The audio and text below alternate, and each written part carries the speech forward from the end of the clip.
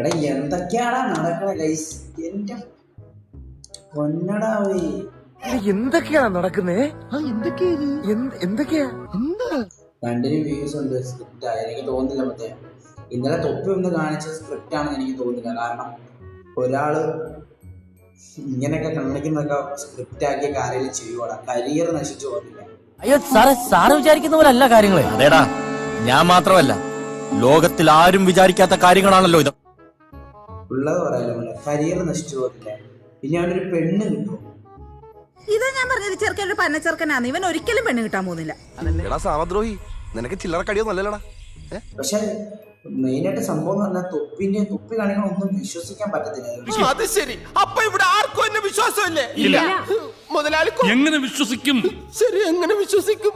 പക്ഷെ ഇന്നലെ പ്രൂഫോടെ കാണിച്ചപ്പോൾ ഭയങ്കര ഇതായിപ്പോയി, ഞെട്ടിപ്പോയി. സത്യം പറയാം, ഞെട്ടിപ്പോയി. ഞാനൊക്കെ ഇതായി വിചലിപ്പിച്ചു. ഇപ്പോഴും എന്റെ ഞെട്ടല് മാറിയിട്ടില്ല വൈദ്യരെ. എന്റെ കർത്താവേ, എന്നാൽ ഈ ഉതുപ്പ് പ്രസിഡന്റിന് ഇതെന്നാ പറ്റിയേ? കഴപ്പ്. ആരെ വിശ്വസിക്കും? അതാ എനിക്ക് അറിയാൻ പറ്റുന്നത്. മനസ്സിലായോ? ആരെ വിശ്വസിക്കാൻ പറ്റും? ആ രീതിയിലായിപ്പോയി എല്ലാം.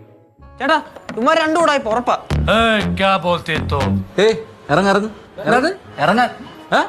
ഇറങ്ങിയില്ലെങ്കിലോ അടിച്ചിറക്കും. ഓക്കേട്ടാ, തൽക്കാലം ഇത്രയും മതി. വരട്ടെ.